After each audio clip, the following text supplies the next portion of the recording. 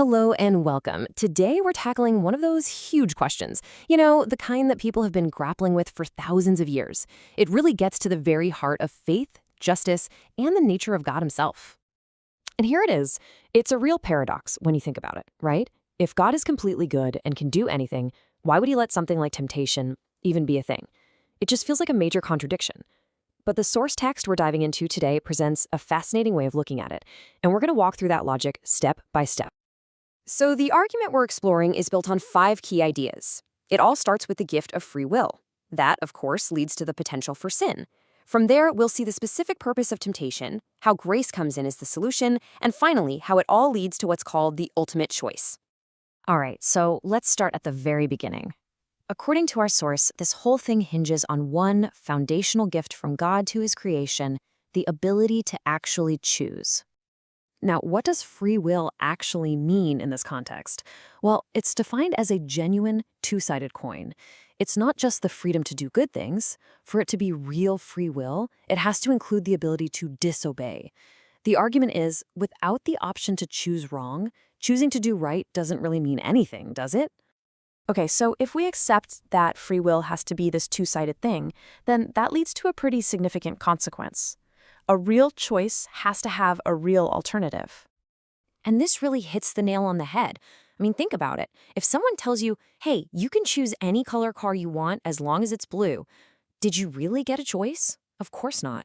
Our source argues that for righteousness to be a genuine decision, the option to be unrighteous has to be just as real.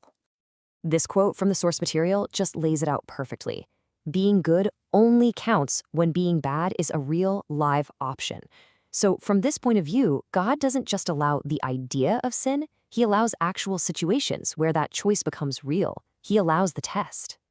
So that's where temptation comes into the picture. And in this framework, it's not just some random, chaotic evil floating around. Nope. It serves a very specific function. It's the thing that pushes the abstract idea of choice into a concrete, in-your-face moment.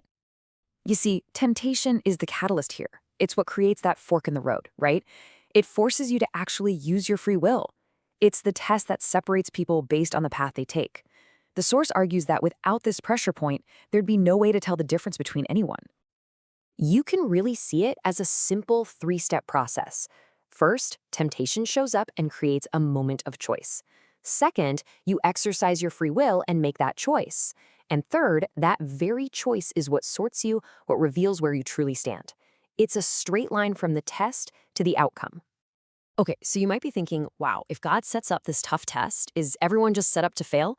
Well, according to our source, the answer is a big, emphatic no.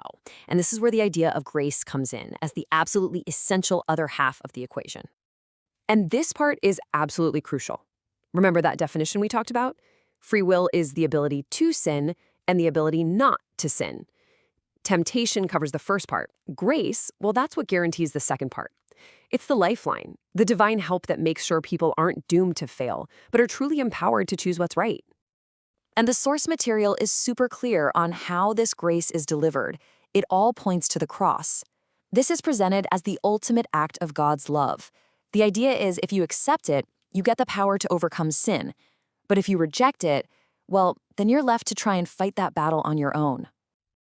Okay, let's tie all of this together now. We've got free will, we have temptation as the test, and we've got grace as the lifeline. So what's the end game here? What does this all lead to? What it all boils down to are 2 very different paths, and you can see them laid out right here. The path of obedience is about accepting God's grace, which gives you the power to overcome sin and leads to eternal life. The other path, the path of rebellion, is about rejecting that grace, which means you can't overcome sin and, well, it leads to destruction. The really key point here is that everyone freely chooses their own path, their own destiny. And that brings us right back to this powerful idea, doesn't it? Temptation isn't just there for no reason. It's the great filter. It's the process that takes a whole group of beings who all have free will and sorts them into 2 camps, all based on the choices they freely make over a lifetime. So, just to recap the whole argument one last time, it's a pretty clear chain of logic, right? Free will is the foundation. It gives you the ability to choose. Temptation is the test. It creates the division. The cross is the lifeline. It provides the grace to make the right choice possible.